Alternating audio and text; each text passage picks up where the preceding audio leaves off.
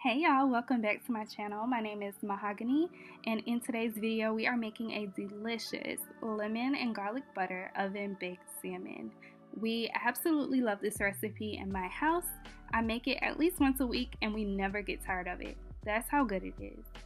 So before I get started with the recipe, I do want to say that I am not a chef, nor do I aspire to be. I simply enjoy sharing the recipes that I prepare for myself and my family, and I hope that it inspires you to get in the kitchen and start cooking something for you and yours. And then I also want to say that if I ever include anything in my videos that you are not fond of, you do not have to use it unless I tell you that I would not omit it. So just keep that in mind. But onions. I put a lot of onions in this recipe, as you can see at the beginning of the video, but this is one of those things that you can definitely leave out or use less of, and it will not alter the flavor too much. I love onions because of the flavor that it gives, but like I said, it's okay if you don't use it. It'll be just fine either way.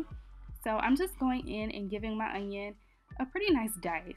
I'm not cutting it down too fine, but I'm not leaving it in large chunks either, because I do want those onions to cook. I just don't want them to completely disintegrate. So the easiest way that I know how to cut onions is to cut it in slits just like I'm doing here, and then you're going to take that knife and turn it in the opposite direction and cut your onion that way. Once you do that, it's so much easier to do a small dice, or you can do a large dice. It just depends on how small or how big you want your onion pieces. That is about the size that I'm going for. Like I said, you can use less, you can use more, or you can completely leave it out and you'll be fine. Now we're gonna go ahead and get into the lemon. I went ahead and cut the ends off of it. As you can see, it is fairly small, but that's okay, no worries there. I'm gonna go ahead and cut it in half, and then I'm gonna cut it into tiny wedges, and we're gonna use this to add on top of our salmon as it bakes in the oven. And then I'm also gonna have some pieces left over to add to the side in case anyone wants to add more lemon juice on top of their salmon. I know I like a lot of lemon on my salmon, but it's definitely a personal preference.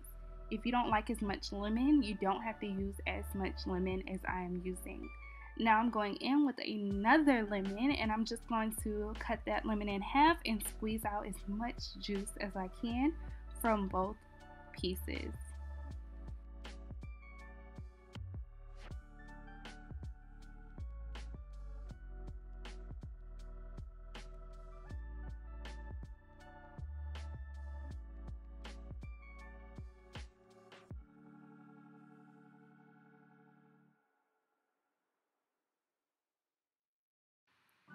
So now that my lemon has been squeezed completely, I'm left with about 2.5 tablespoons of lemon juice. I went ahead and removed the seeds, and we're gonna set that off to the side and move on to our seasonings.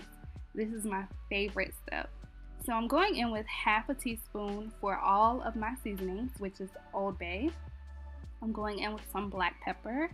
I'm also going in with some onion powder, and then I'm also going to add in some garlic powder. Now for a secret ingredient, some Mrs. Dash original blend. I love the flavor that it gives. And then I'm going in with some paprika for that beautiful color. If your salmon looks a little bland, add some paprika. I promise it'll make it look a lot better. Now that that's all mixed together and combined, this is what we have. And now we're gonna move on to actually cooking the salmon. But first we gotta get it seasoned right. So I'm going in with a baking sheet, and I'm going to line it with some aluminum foil, but make sure your aluminum foil is long enough to where you can close the salmon up in the aluminum foil. But you want to make sure that it's long enough so that you do not cover the seasonings and all of the seasonings stick to the aluminum foil. You want to leave some room in there. So I'm just going to pat my clean salmon dry, and I'm going to drizzle about a tablespoon of olive oil on top. And I'm just going to take my hands and massage the olive oil all over the salmon, both the top and the bottom. As you can see, I do not have any skin on my salmon, but it's definitely a personal preference. This is about a little over a pound of salmon, and this is the perfect size to feed myself, my husband, and our 2 small children. Double this recipe if you want. So now I'm going in with my seasonings, and I am coating my salmon completely. I'm going to take my time and massage those seasonings in. You want to make sure that you touch every piece of the salmon. If you do not, you will know. You will definitely know. Take it from me. trial and error. So now I'm going in with just a little more seasoning to make sure that everything is coated to perfection. And I'm going to massage that in. We're going to flip it over and do the same thing to the other side. While I'm seasoning that, let me tell you a quick story. So growing up, I could not stand salmon, but I thought it was because I didn't like it. It didn't take long for me to realize that my family uses canned salmon, and that's why. Canned salmon is something that it's not my cup of tea. To each his own. If you like it, that's great, but I could not get past the smell of canned salmon. So it made me think all my life that I hated salmon. And one day Ryan and I were grocery shopping, and we were like, dang, what can we eat for dinner tonight? And he was like, oh, let's try salmon. Now immediately I was like, I don't think I like salmon. But when you grow up, you learn to do things your way, and you learn to do things how you like it, and you learn to enjoy those things. So you didn't really dislike it, you just disliked the way that it was prepared or what was used, and that's my case with salmon. So I'm going in here with a teaspoon of minced garlic, and I'm just making sure to rub that all over the salmon, making sure that it touches every part of the salmon. Like I always say, you want to make sure it's covered in that flavor. Otherwise, there will be some parts that do not have any flavor. Now I'm going to take that lemon juice and I'm going to pour it right on top, doing the best that I can to make sure that I cover all of it. Like I always say, cover it with flavor. So now I'm going in with those onions that I cut up earlier.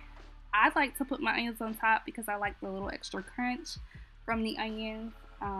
But if you want them to cook completely through, add them at the bottom and then put your salmon on top. Now I'm going in with about 3 tablespoons of butter, and I just cut it off in little tabs, and I'm sticking it on top. When it melts, it'll cover the salmon completely. And then those lemon wedges that we cut up earlier, I'm going to add those on top. If you find that you have trouble with cooking in the kitchen because things tend to burn or anything like that, it's probably because you don't feel prepared. So if you prepare all of your ingredients in the beginning, you'll be just fine. Everything will move a lot smoother. So here's what I meant when I said make sure your aluminum foil is big enough to where you can fold it down.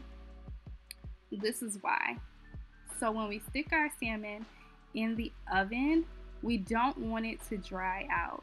So by creating this little vent pocket or this little foil packet, it prevents that from happening, and it also cooks the fish perfectly.